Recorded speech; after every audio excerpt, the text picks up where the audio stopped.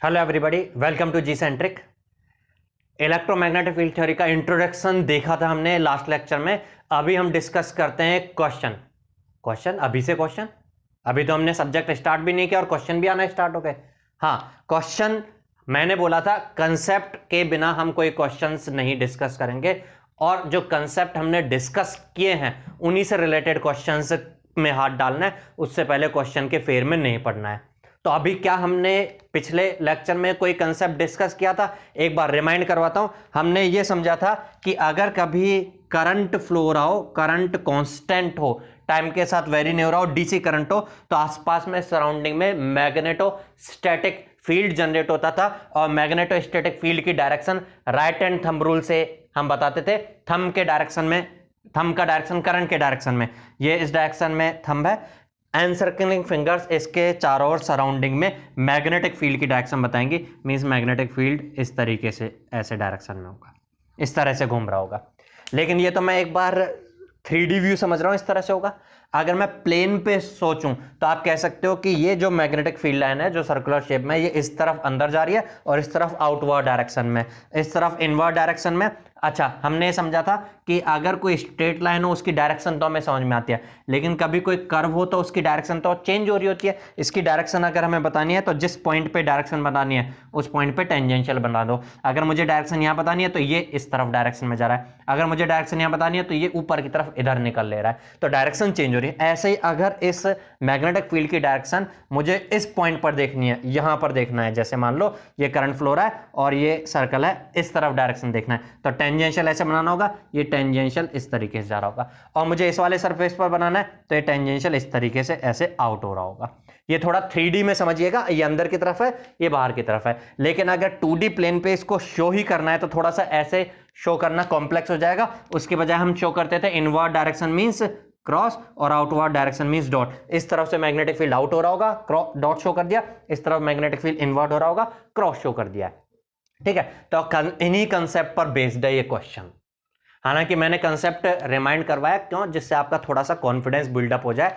Question हम जब भी करेंगे आगे से तो तभी करेंगे जब हम कंसेप्ट समझ चुके होंगे उस क्वेश्चन से रिलेटेड। तो मैंने अब बता ही दिया है कि कंसेप्ट ये यूज में लेना है, तो आप ट्राई कर सकते हैं मेरे डिस्कशन के साथ चलने से पहले पॉज लेकर के क्वेश्चन रीड करिएगा और ट्राई कीजिएगा क्वेश्चन को करने का। लेकिन क्वेश्चन को रीड करते हुए आगे बढ़ते हैं तो देखिएगा ये फिगर नजर आ गया है क्वेश्चन में।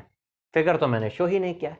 हाँ, मैंने फिगर शो नहीं किया। स्टैंडर्ड एक्चुअल में जो क्वेश्चन है उस क्वेश्चन के साथ फिगर गिवन है, लेकिन मैंने आपको बताया कि ये सब्जेक्ट इमेजिनेशन वाला सब्जेक्ट है, तो आपकी इमेजिनेशन पावर चेक करना चाह रहा हूं मैं कि क्वेश्चन को रीड करके जो फिगर नहीं दिया हुआ है वो खुद से फिगर आप ड्रॉ कर सकते हैं क्या, कि एक्चुअल में क्वेश्चन में क्या फिगर दिया होगा। और अगर आपकी इतनी इमेजिनेशन पावर नहीं है तो मेरा काम क्या है? मेरा काम यही है आपकी इमेजिनेशन पावर बिल्डअप करना। मैं आपके साथ फिगर बनाऊंगा। चलिए, तो पॉज लेके ट्राई कीजिएगा। आपने देखा होगा, ट्राई किया होगा। चलिए देखते हैं हम अपनी तरफ से। Two infinitely long wires carrying current are as shown in the figure. Figure गायब कर दिया है मैंने, बनाएंगे कोई बात नहीं। One wire is in the YZ plane parallel to Y axis. The other wire is in the XY plane parallel to X axis. X axis, Y axis, Z axis, ये तो हमारे कोऑर्डिनेट सिस्टम्स की 3 axis होती है ना। तो अगर मेरा फिगर होगा तो उसमें 3 कोऑर्डिनेट एक्सिस शो हो रही होंगी। तो मैं पहले, सबसे पहले जो फिगर रहा होगा वो ट्राई कर रहा हूं कि कुछ ऐसा दिख रहा होगा क्या। ये 3 कोऑर्डिनेट एक्सिस बना दिया मैंने। ये एक्स एक्सिस है, ये वाई एक्सिस है और ये जेड एक्सिस है। अब आपके माइंड में क्वेश्चन आ रहा है जोगा, क्या 3 एक्सिस जो कंसीडर करनी है 3D में कंसीडर करनी है ना, तो तीसरी एक्सिस ऐसे तो शो कर नहीं सकता। तो डायग्रामेटिकली हम इस तरह से शो कर देते हैं, जैसे कि डिब्बे के अंदर 3D व्यू में हमें ये शो रहा होता है ना कि तीसरी साइड जो है बाहर की तरफ जाए, वो ऐसे जा रही है। कुछ इस तरह से हमने शो कर दिया है। अच्छा, अब यहां पर क्या इन एक्सिस का ये फिक्स होता है कि एक्स वाई जेड यहीं पे होने चाहिए, या इनको हम चेंज कर सकते हैं? चेंज कर सकते हैं, तो क्या रूल्स रेगुलेशंस हैं? टेंशन मत लो, आगे सब्जेक्ट में हमें वही डिस्कस करना है। अभी आप एक बार इसको यही कंसिडर कर लीजिएगा। चलिए, अब हमें 2 करंट कैरिंग कंडक्टर दे रखे हैं। One wire is in the YZ plane. अच्छा, एक चीज और ध्यान देना कि ये current carrying conductor infinitely length के, इनफाइनाइट लेंथ के। One wire is in the YZ plane. YZ plane का मतलब क्या है? वाई एक्सिस ये है, जेड एक्सिस ये है, ये YZ प्लेन है। आपका ये जो बोर्ड वाला प्लेन दिख रहा होगा आपको, ये YZ प्लेन है। इस YZ प्लेन में करंट कैरिंग कंडक्टर और पैरेलल टू Y एक्सिस है। y एक्सिस के पैरेलल है yz प्लेन में, तो yz प्लेन में y एक्सिस के पैरेलल ऐसा ही कुछ होगा। तो जो current carrying conductor actual figure में जो गिवन होगा, आई थिंक ऐसा ही कुछ होगा, आपको भी समझ में आ रहा होगा, y एक्सिस के पैरेलल ये करंट कैरिंग कंडक्टर रहा होगा। बट ये फाइनाइट लेंथ का नहीं है, इनफाइनाइट लेंथ का, आगे इस तरीके से जा रहा है, इस तरफ भी एंड नहीं हो रहा है, खत्म नहीं हो रहा है, इनफाइनाइट लेंथ का है। चले, ये पहला एक कंडक्टर ऐसा रहा होगा जिसमें करंट फ्लो हो रहा है। The other wire is in the X Y plane. X Y plane का मतलब क्या है, ये एक्स एक्सिस वाई एक्सिस, आप एक्स एक्सिस समझ सकते हैं ना, ऐसे ये एक्स वाई प्लेन है। जो ये फ्लोर होगा, उस फ्लोर के पैरेलल में ऊपर की तरफ ये एक्स वाई प्लेन है। ऐसे अगर कोई बोल दे एक्स जेड प्लेन, तो एक्स एक्सिस ये, जेड एक्सिस ये, एक्स जेड प्लेन इस तरह से, इस तरफ जो वॉल होगी उसके पैरेलल में जो प्लेन होगा इस तरीके से, वो एक्स जेड प्लेन है। अभी हाल फिलहाल में कौन से प्लेन पर है, ये एक्स वाई प्लेन पर है। एक्स वाई प्लेन में एक्स एक्सिस के पैरेलल है, मतलब कुछ इस तरीके से होगा एक्स के पैरेलल में करंट कैरिंग कंडक्टर। ठीक है, अब मुझे अगर इसको 2D प्लेन पर शो करना है, 3D व्यू इसका, तो एक्स एक्सिस के पैरेलल में कुछ करंट कैरिंग कंडक्टर इस तरीके से होगा। जैसे अगर मैं यहां पर कहूं तो मैं इसके पैरेलल में कह सकता हूं ये लाइन इस तरह से, या ये इसके पैरेलल में, ऐसा ही कुछ है। एक्स एक्सिस के पैरेलल में ये करंट कैरिंग कंडक्टर इस तरीके से होगा, और ये भी इनफाइनाइट लेंथ का है, मतलब ये इस तरह से आगे पीछे इनफाइनाइट तक जा रहा होगा। क्लियर बात? तो जो हमें जो फिगर नहीं बनाया था मैंने, वो इसलिए नहीं बनाया था क्योंकि आगे के स्टेटमेंट से हम भी खुद बना सकते हैं। हालांकि स्टैंडर्ड क्वेश्चन एग्जाम में आया क्वेश्चन है तो उसमें फिगर गिवन था, तो यहां तक का टाइम आपका सेव हो जाता है। ठीक है, अच्छा, दूसरी चीज ये और गिवन थी उसमें कि ये जो करंट है फिगर में ही, वो करंट इस वाले वायर में इस डायरेक्शन में फ्लो हो रहा है 1 एम्पियर का, और इस वाले वायर में इस डायरेक्शन में फ्लो हो रहा है 1 एम्पियर का। ये क्वेश्चन में गिवन है। अब आगे पूछा क्या आपसे इस फिगर से related, which component of the resulting magnetic field are non zero at the origin.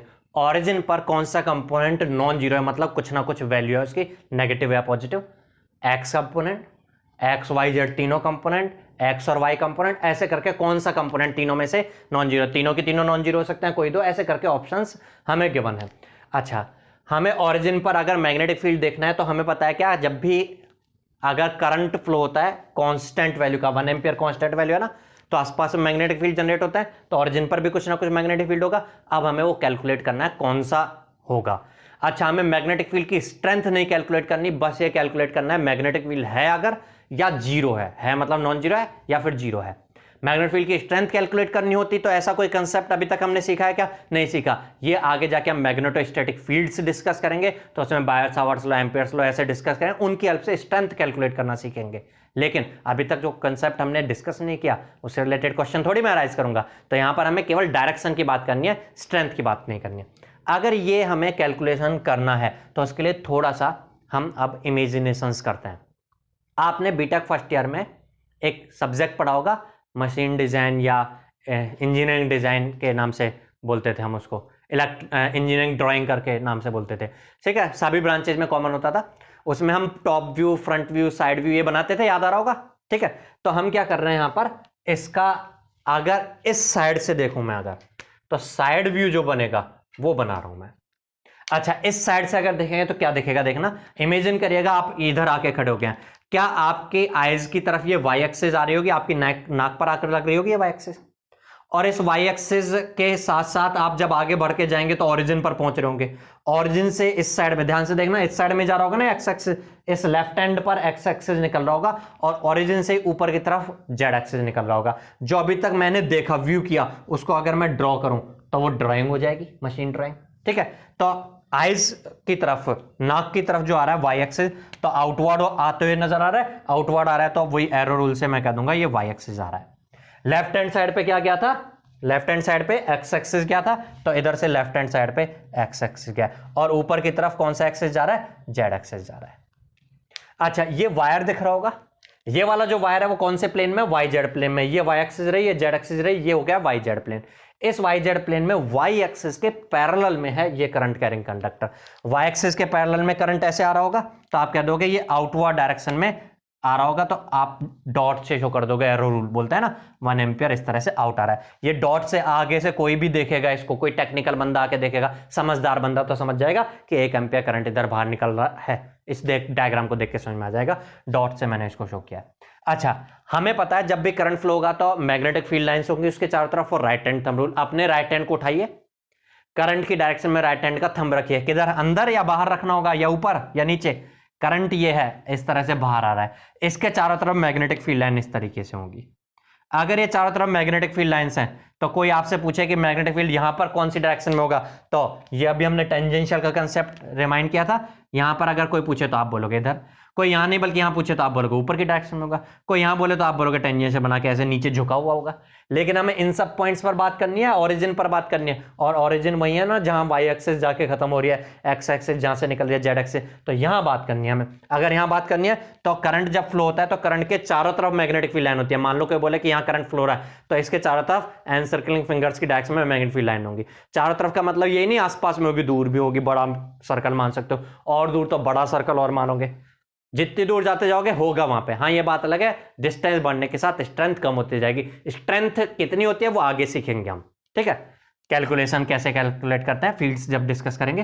तो देखिएगा इसके चारों तरफ मैग्नेटिक फील्ड लाइन इधर भी होगी, बट हमें तो ओरिजिन से मतलब है, तो ओरिजिन से भी इस तरह से मैग्नेटिक फील्ड लाइन पास हो रही होगी। अब हमें अगर इस ओरिजिन पर मैग्नेटिक फील्ड का डायरेक्शन देखना है तो आप टेंजेंशियल लाइन बना के बोल सकते हो इस तरफ होगा ये।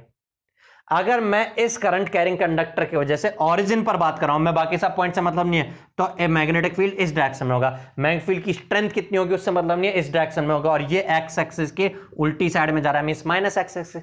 अच्छा, अगर एक्स एक्सिस की नेगेटिव साइड में जा रहा है, अगर ये थोड़ा सा भी इधर झुका होता, ये अंदर की तरफ होता, तो आप बोल देते वाई डायरेक्शन में भी कंपोनेंट है, इधर है तो पॉजिटिव वाई, अंदर की तरफ जा रहा होता तो नेगेटिव वाई, लेकिन वाई डायरेक्शन में कोई कंपोनेंट नहीं है।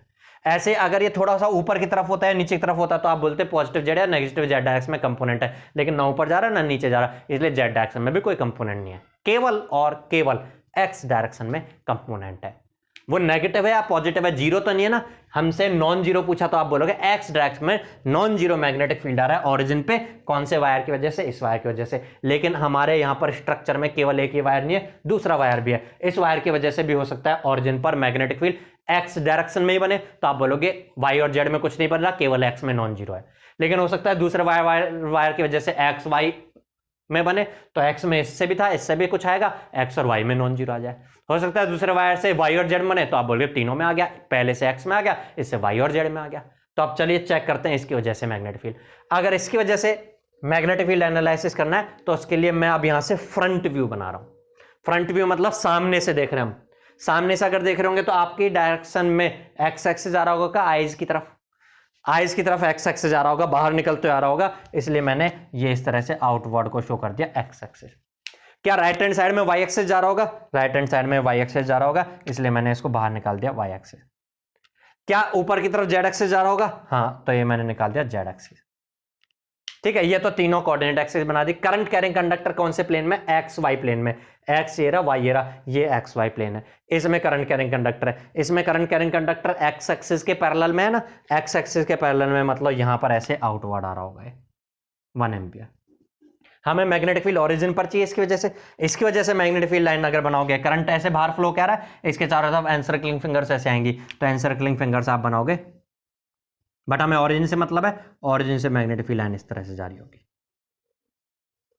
हमें ओरिजिन पर मैग्नेटिक फील्ड की डायरेक्शन देखने तो टेंजेंशियल बनाए, इसका टेंजेंशियल ऐसे बाहर आएगा क्या, नहीं, झूठ ना बोलिए, ऐसे थोड़ी आएगा, बल्कि टेंजेंशियल लाइन बनाएंगे तो ऐसे बनेगी। ऐसे बनेगी तो किस तरफ जा रही होगी, नीचे की तरफ, जेड के अपोजिट साइड में, मींस माइनस जेड। तो आप कह सकते हो इस वाले करंट कैरिंग कंडक्टर की वजह से ओरिजिन पे जो मैग्नेटिक फील्ड आ रहा है वो जेड की अपोजिट डायरेक्शन में जा रहा है। क्या इस डायरेक्शन में जा रहे हैं तो वाई डायरेक्शन में कोई टिल्ट है, कोई झुकाव है, नहीं, इसलिए वाई डायरेक्शन में कंपोनेंट जीरो होगा।